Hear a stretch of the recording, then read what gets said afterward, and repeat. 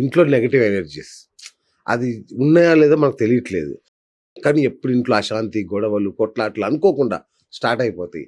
మన ఇంట్లోకి negative energy ఉంది అని ఎట్లా తెలుసుకోవడం గురూజీ? మన ఇంటికి వచ్చే అటువంటి మనిషికి కూడా ఒక అర్హత ఉండాలి ఫస్ట్. ఓహ్! మన ఇంటికి ఎవరిని పడితే వాడిని పిలుచుకొని వెళ్ళి ఇంట్లో కూర్చునబెట్టడం కూడా అది సబబు కాదు. ఓకే. మన ఇంటికి వచ్చే అటువంటి మనిషికి ముందు నా ఇంట్లోకి వస్తున్నాడంటే అతనికి ఏం అర్హత ఉన్నది ఓకే. అనేది మనం ముందు చూసుకోవాలి ఖచ్చితంగా కూడా.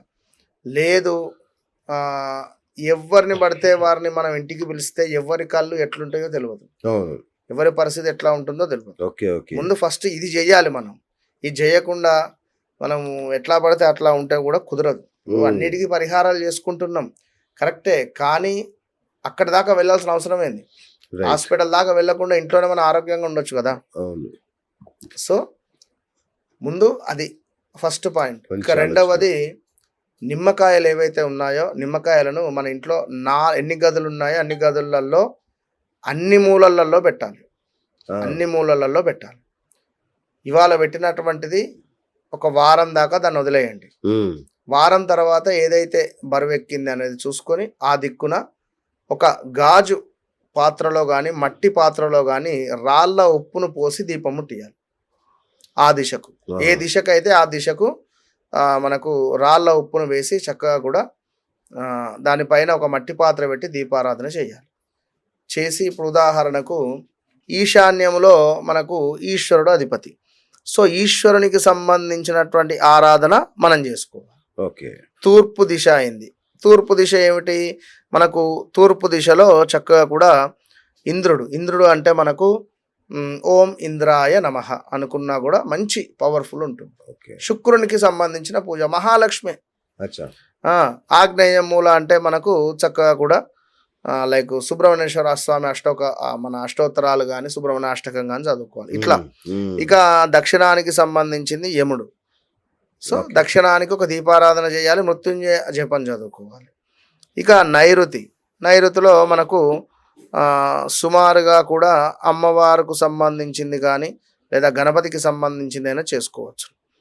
ఇక పడమరలో వరుణుడు కనుక వరుణ పారాయణం కూడా ఉంది మనకు శాస్త్రంలో. వరుణ పారాయణం చేసుకోవచ్చును, లేదా విష్ణు సహస్రనామాలైనా చదువుకోవచ్చు. ఇక అదేవిధంగా మనకు ఇంకొకటి పడమరంలో వరుణుడే కాకుండా మనకు వెంకటేశ్వర స్వామి ఆరాధన మంచిదే, శని కవచం చదువుకున్న మంచిదే, శనేశ్వరుంది. ఇక వాయువ్యానికి సంబంధించి తప్పకుండా కూడా మనకు గురువుకు సంబంధించింది చేయొచ్చు, గురువు అష్టోత్తరాలు.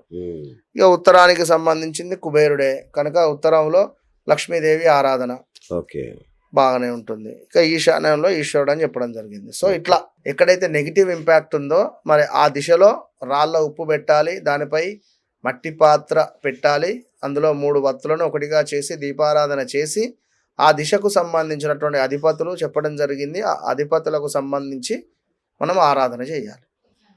బాగుంటుంది.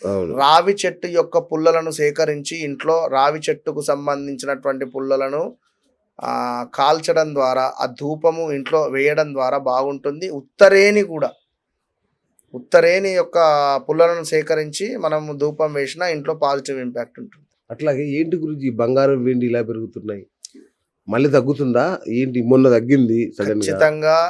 బంగారం రేటు పెరగడము తగ్గడం అనేటువంటిది 2026లో ఉండబోతూ ఉన్నది. సో బంగారం రేటు పెరుగుతుంది అని చాలా మంది చెప్పారు, నేను తగ్గుతుంది అని చెప్పా.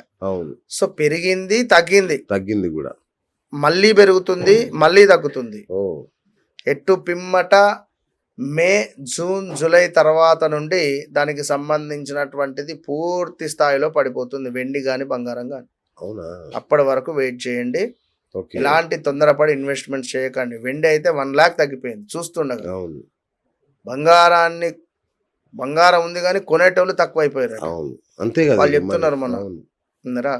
కనుక అట్లనే పసిడి రేటు తక్కువ అయ్యే పరిస్థితి ఉంది, అది ఢామ్ అని పడిపోతుంది అంతే. ఓకే. సో అప్పటిదాకా ఆగాలి, ఆగండి తొందర. సో ఇక లక్ష్మీదేవి ప్రతి ఒక్కరి ఇంట్లో స్థిర నివాసం ఏర్పరచుకోవాలన్నదే అందరి కోరిక. కానీ లక్ష్మీదేవి చంచలంగా తిరుగుతూనే ఉంటుంది. ఎట్లా దానికి అమ్మవారు చంచలంగా తిరుగుతూ ఉంటుంది అనేటువంటి సందర్భాలలో ఏమిటి అంటే ఇక్కడ మనకు ఒకానొక సందర్భంలో ఆ, ష్- అమ్మవారు భూలోకానికి వస్తుందట.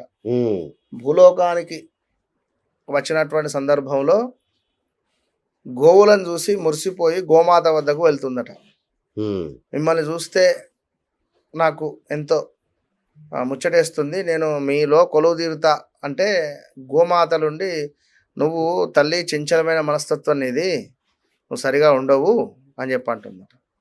అన్నప్పుడు ఒక మోక్షాన్ని ఇచ్చి మనకు ఆవు యొక్క భాగము అంటే వెనకాల నీకు స్థానం ఇస్తాము ఒకటి. రెండవది, మేము నడిచే ఆ గోధూళి ఉంటుంది, గోధూళిలో కూడా ఆ అమ్మవారి యొక్క అనుగ్రహం ఉంటుంది. గోవు నడిచినటువంటి ప్రదేశంలో ఆ యొక్క మట్టిని తీసి బొట్టు పెట్టుకున్నా కూడా మనకు అమ్మవారి అనుగ్రహం ఉంటుంది బా బా. అనేటువంటిది చెప్పడం జరిగింది. ఆ, కనుక లక్ష్మీదేవి స్థిర నివాసం ఉండాలి అని అనుకుంటే ముందు మనము ప్యూర్ హార్ట్గా, అదేవిధంగా పర్ఫెక్ట్గా ఉండాలి. ఉమ్, పర్ఫెక్ట్గా అంటే ధర్మో రక్షిత రక్షిత, ధర్మంగా మనం ఉండాలి ఓకే. అంతే. అయితే లవంగాలు, పచ్చకర్పూరము, సువాసన అంటే అమ్మవారికి ఎంతో ఇష్టం.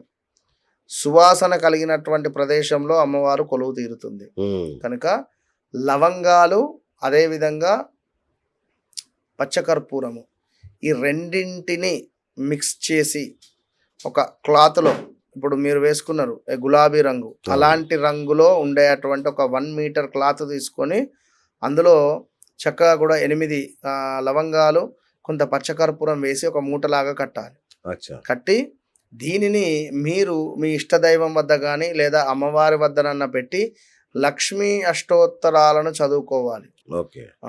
లేదా సిద్ధలక్ష్మీ నమః అనేటువంటి మంత్రాన్ని చదువుకొని దీనిని ధూపదీపాలను వేసి చక్కగా కూడా ఈ మూటను మీరు డబ్బు పెట్టే ప్రదేశంలో కానీ, లాకర్లో కానీ, లేదా మీరు మీ వ్యాపార స్థలంలో అయినా కూడా, లాకర్లో అయినా కూడా పెట్టండి. ఓకే. లేదు అని అనుకుంటే మనకు ఇంట్లో ఆగ్నేయం మూలన పెట్టినా కూడా, పైన ఒక మేకులాగా కొట్టి దాన్ని పెట్టినా కూడా అద్భుతమైనటువంటి ఫలితాలు మనకు కనబడతాయి. మరి రుణ విమోచనం ఎట్లా గురుగారు? చాలా మంది ఈఎంఐలు కట్టడానికి సతమతం అయిపోతుంటారు. ఈ రుణ విమోచనం బాధలు తొలగాలంటే ఏమన్నా స్తోత్రము ఏదైనా చెప్తారా? తప్పకుండా. రుణానికి సంబంధించి కానీ మనకు ఇప్పుడు మీరు అన్నట్టు ఈఎంఐలు అంటే, ఇప్పుడు ఒక కారులో తిరగాలి అనేటువంటి సంబరం ఉంది. కారు కొనుక్కున్నాం, దాన్ని ఈఎంఐ కట్టుకోవాలి కదా, తప్పదు. అవును, కట్టాలి. అవును, అది అంటే అనుకోని అవాంతరాలు వస్తాయి, కట్టడం కడదాం నేను అనుకుంటాం. ఏమంటే, ఇప్పుడు మనకు ఏదైతే స్తోమత ఉన్నదో మనం అదే చేసుకోవాలి. అవును, ఇప్పుడు ఇల్లు, మీ దగ్గర ఒక 50 లక్షలు ఉంటే నువ్వు 80 లక్షల ఇంటికే పోవాలి. అంతే. 2 కోట్ల ఇంటికి పోతే నువ్వు 1.5 కోటి లోన్ తీసుకుంటే, ఇది వాస్తవం ఇది. అవును, కానీ అందరూ అదే చేస్తారు. అవును. అంతే, అది మనం అది చెప్పి కూడా చెప్పినా waste వినరు. వాస్తవానికి. అవును. కానీ శంకరునికి సంబంధించి సాక్షాత్తు 64 రూపాలలో మహారుద్రుని యొక్క అవతారము కాలభైరవ స్వామి యొక్క అవతారం. ఈ కాలభైరవ స్వామికి ఒక 5 బుధవారాలు మిస్ కాకుండా అభిషేకం చేసి అటుకుల పాయసాన్ని సమర్పించి,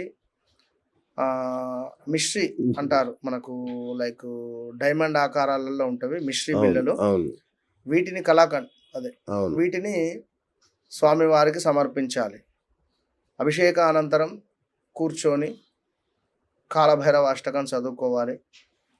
అదేవిధంగా రుణ విమోచక అంగారక గ్రహ స్తోత్రం కూడా ఉంది, అది చదువుకున్నా బాగానే ఉంటుంది. ఓకే. సో బుధవారం ఒకవేళ అష్టమితో కూడి వచ్చినా మంచిదే. ఆ, ఇది మనకు సుమారుగా శుక్లపక్షంలో ఉండేటువంటి బుధవారం నుంచి ప్రారంభం చేయాలి. Okay. శుక్లపక్షము, కృష్ణపక్షం మనకు ఇది 15 రోజులు, అది 15 రోజులు ఉంటుంది. ఉమ్, పౌర్ణమి ముందు శుక్లపక్షము, పౌర్ణమి తర్వాత కృష్ణపక్షం. కృష్ణపక్షం. సో పౌర్ణమి ముందు వచ్చేటువంటి బుధవారాలు, పౌర్ణమి ముందు వచ్చేటువంటి అష్టములు. ఒకవేళ ఓకే. బుధవారం అష్టమి వస్తే ఇంకా మంచిది. ఓహో. ఇట్లా ఆ రోజు నాడు అభిషేకం ప్రారంభించుకొని కంటిన్యూ 5 వారాలు చేయాలి, మిస్ Okay. కాకుండా. ఓకే. అయ్యో ఇవాళ ఎటో వెళ్ళినా, ఏదో పని ఉండి నేను మర్చిపోయినా అనేటువంటిది కాకుండా మిస్ కాకుండా చెయ్యండి. అటుకుల పాయసం నైవేద్యం పెట్టండి.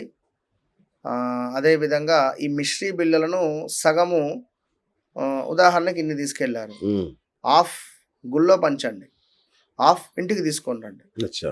తీసుకొని వచ్చి ఇంట్లో నలుగురికి మీ ఇంట్లో ఉండేటువంటి కుటుంబ సభ్యులకి ఇవ్వండి కలాకండ్ చక్కెర బిల్లు. అవును. ఇలా ఇవ్వడం ద్వారా ఖచ్చితంగా 5